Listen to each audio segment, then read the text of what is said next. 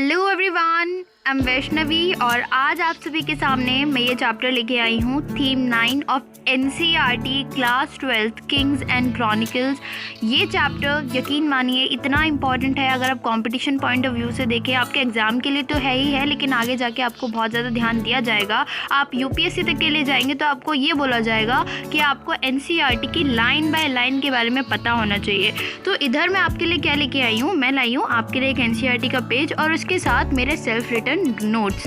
तो उन नोट्स में वो छोटे छोटे नोट्स इसमें मैंने पॉइंट आउट किया हुआ है, जिसकी मदद से आप देख सकेंगे। इसके साथ साथ मैं आपको ये भी बताऊंगी कि आप अपने खुद के नोट्स एनसीईआरटी से कैसे और कितने सुंदर सुंदर और कितने प्यारे बना सकते हैं।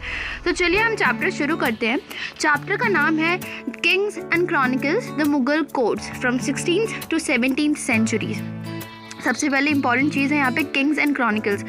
जो आपका डायलॉग जो आपका यहाँ पे हेडिंग दी हुई है किंग्स एंड क्रॉनिकल्स, किंग्स का मतलब आप समझते हैं राजा, और क्रॉनिकल्स क्या होते हैं, that's a big question. And इस चैप्टर में जितनी भी चीज़ें डिस्कस की गई हैं वो सारी की सारी आपके क्रॉनिकल्स से ही रिलेटेड हैं। सो फर्स्ट ऑफ ऑल आपको ये जानना बनता है कि क्रॉनिकल्स होते क्या हैं।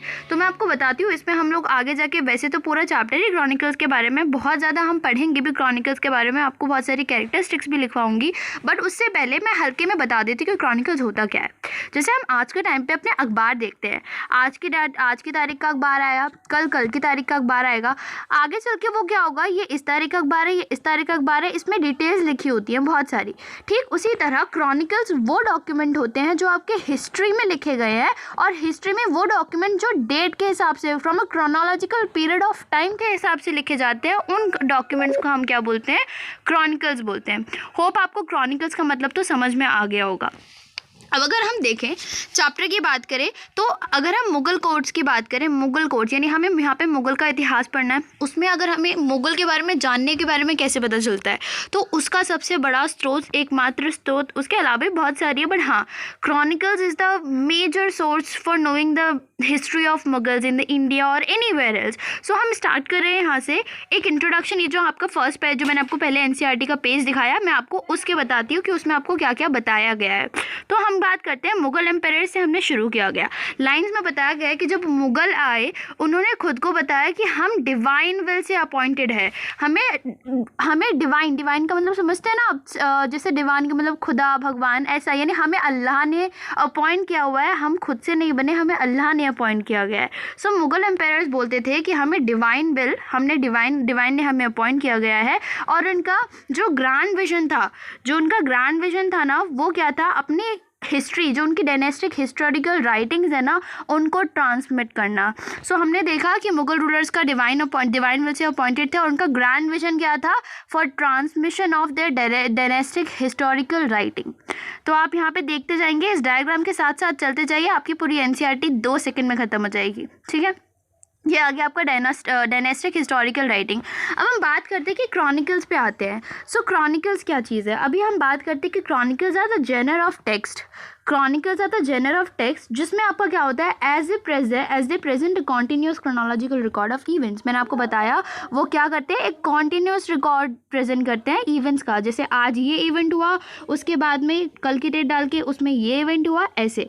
उसके बाद में एक और चीज़ें, अगर आपको बोला जाए कि डिस्क्राइब व्हाट आर क्रॉनिकल्स, तो आपको यहाँ पे 1 2 3 4 5 एरोज दिख रहे होंगे, आप वो सब के सब लिख सकते हैं। आप क्या लिखेंगे, what are chronicles, chronicles is the genre of text. Chronicles is what, chronicles is the genre of text जो मुगल रूलर्स ने यूज़ किया हुआ है। ऐसा नहीं है कि सिर्फ मुगल रूलर्स ने यूज़ किया हो, लेकिन हम जिस कॉन्टेक्स्ट में बात कर रहे हैं वो हम यहाँ पे चलते हैं कि जो मुगल रूलर्स ने यूज़ किया हुआ है डायनेस्टिक हिस्टोरिकल राइटिंग अपनी ट्रांसमिट करने के लिए, उनकी जितनी भी पुरानी हिस्ट्री है उनको ट्रांसमिट करने के लिए, आगे पहुँचाने के लिए उन लोगों ने क्या लिखवाया है, क्रॉनिकल्स लिखवाए हैं। सेकेंड पॉइंट आप डालोगे, as they present a continuous chronological record of events. अब क्रॉनिकल्स को क्रॉनिकल्स ही क्यों कहा जाता है, क्योंकि वो एक कॉन्टीन्यूस रिकॉर्ड ऑफ इवेंट्स को प्रेजेंट करते हैं। और उसके साथ साथ इंडिस्पेंसिबल सोर्स फॉर हिस्टोरियंस। अगर आपको मुगल हिस्ट्री लिखनी है या फिर किसी भी स्टूडेंट को मुगल हिस्ट्री लिखनी है, chronicles are the indispensable source for the historians. Chronicles के बिना they cannot proceed forward, and chronicles are the major source for writing their histories. So these are indispensable source for historians for writing histories of Mughals. Third point हो जाएगा।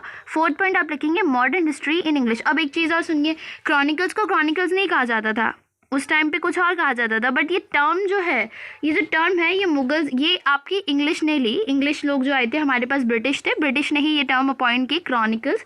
और ये modern historians in English, modern historians chronicles को chronicles कहते हैं in English में। अगर हम बात करें कि क्रॉनिकल्स होते क्या, आप देखो साइड में आपको कुछ दिखेगा, क्रॉनिकल्स एक बादल में बना हुआ है, उसमें दो तरह की repository of factual information and intended as conveyor of means. यहाँ पे दो चीज़ें आपको बताएगी कि क्रॉनिकल्स करते क्या है, आखिर है क्या क्रॉनिकल्स। तो आप अगर डेफिनेशन में जाएंगे तो आपको क्रॉनिकल्स मिलेगा, these are the repository of factual information, यानी कि ये क्या करते हैं, फैक्चुअल इन्फॉर्मेशन प्रोवाइड करते हैं। और उसके साथ साथ फैक्चुअल इन्फॉर्मेशन प्रोवाइड करने के साथ साथ इनका दूसरा काम ये होता है कि जो मुग़ल रूलर्स थे वो अपने सब्जेक्ट्स के बारे में या फिर वो अपने रूल के बारे में उनके सब्जेक्ट्स को क्या बताना चाहते थे उसको भी बताते हैं। मतलब ये है कि they intended as conveyors of means that the Mughal rulers sought to impose on their domain. जो मुग़ल रूलर्स का डोमेन, अब डोमेन क्या होता है, एक राजा का, उसकी प्रजा, यानी कि ये वो सोर्सेज हैं, ये हमें वो बताते हैं कि राजा क्या चाहता था कि उसकी प्रजा के बारे में सोचे, यानी कि जो राजा चाहता था कि उसकी प्रजा उसके बारे में सोचे कि मैं बहुत। यदि हम अकबर की ही बात करें तो जैसा हमने देखा कि हम देखेंगे आगे चल के कि अकबर चाहता था कि वो अपनी प्रजा में अपनी जितनी भी उसकी सत्ता है वहाँ पे वो सारे डिफरेंसेस कम से कर सके। तो हमें ये सब बातें कहाँ से पता चलती है, राजा अपने क्रॉनिकल्स में लिखवाता और वो चाहता है कि उसकी प्रजा को उसकी थॉट्स पता चले, तो ये कन्वे भी करते थे। अब जैसे मैंने आपको पूरा चैप्टर, मैंने आपको बोला था कि मैं आपको पूरा इंट्रोडक्शन बता दूँगी, मैंने लाइन बाय लाइन आपको पूरा का पूरा इंट्रोडक्शन बता दिया। आपका पेज 1 तो कंप्लीट हो गया, वो एक छोटे से पैराग्राफ के साथ में जो मैंने आपको नोट दिए हुए हैं। इसके साथ आपको चलो पूरा ही करा देती हूँ। यहाँ पे आपको एक फ़ोटो दी गई है, याद रखिएगा हमेशा अगर आप एनसीईआरटी का एक पेज निपटा रहे हैं तो उसको पूरा ख़त्म करके ही आगे बढ़िए। तो यहाँ पे हमने पूरा पेज ख़त्म कर लिया, बस हमें एक पिक्चर दी हुई है, फिगर 9.1। तो this is the mausoleum of Timur at Samarkand in 1404। तो उसको याद रखिएगा कि आपको पिक्चर देखिए पूछ सकता है कि ये क्या है, या फिर ये पूछ सकता है कि तैमूर का जो मौजोलियम है वो कहाँ पे है, तो आप बता देंगे समरकंद में है, और कहाँ और कब बना था, तो 1404 Samarkand. Thank you. Have a nice day. And if you want some more parts of this chapter, do show me your support. Do let me know in the comment box, and then I will be making it another part. Thank you. Bye.